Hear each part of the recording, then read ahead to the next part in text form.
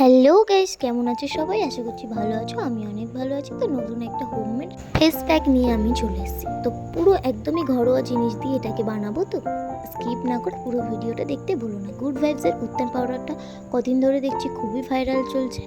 তো দেখো এটা আমি বাড়িতে কিভাবে বানাই সেটাই তোমাদের সাথে ভালো স্কিনের জন্য। তো চলো, আমার মতন যারা হোমমেড জিনিসে বিশ্বাস করো তারা এটা দেখতেই পারো। আমি গ্যারান্টি দিতে পারি এটা কাজ করবে। তো প্রথমেই কাঁচা হলুদ, নিম পাতা, ধুয়ে রাখা চাল, ধুয়ে রাখা মসুর ডাল রোদ্রে দিয়ে শুকিয়ে নিতে হবে যতদিন টাইম লাগে। আমার মিনিমাম 15 দিন টাইম লেগেছিল।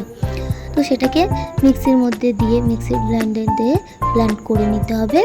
তো তারপরে ওর মধ্যে দিতে হবে 2 চামচ বেসন আর একটা 50 গ্রামের কেশর আমি দিয়েছি। আমি মানে যতটা পরিমাণ তোমাদের জিনিস ততটা পরিমাণ দিতে হবে। তো আমি এই অল্প বানিয়েছিলাম তার জন্য এটা। তো তার মধ্যে ভালো করে ওটাকে মুখটা আটকে ওটা ভালো করে নাড়াচাড়া করে মিক্স করে নিতে হবে। ভালো করে মিক্সড হয়ে গেলে এটা কিন্তু 3 মাসের জন্য আপনি সুরক্ষিত করতে পারেন।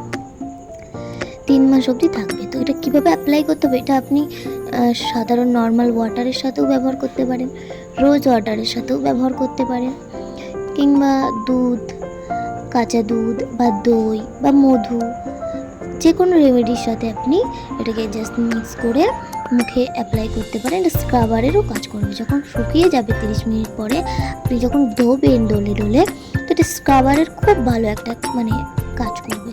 তো বেশি না বকে দেখুন, আমি কিন্তু সেদিন বাড়িতে দুধ টুধ কিছু ছিল না বলে নর্মাল ওয়াটার দিয়েই করেছি। তো আমার আগের স্কিনটা তোমরা সবাই দেখলে। এবার দেখো আমি এটা লাগানোর পরে মুখের ট্যানটা দূর হয় কিনা। তো এখানে আমি ভালো করে আমার মুখে আর একটু গলার মধ্যে অ্যাপ্লাই করে নিচ্ছিলাম। আর এটা অ্যাপ্লাই করে আমি কিন্তু রাখবো আধ ঘন্টার মতো রেখেছিলাম, জাস্ট শুকিয়ে গেছিলো। তো আমার শুকিয়ে গেছে। তো তারপর আমি এটাকে ধুয়ে টুয়ে এসে তোমাদের সাথে দেখাচ্ছি। দেখো এখানে ধুয়ে এসে এবারে তোমরা দেখো একটা জিনিস নিজেরাই, চোখের কোণাটা দেখো।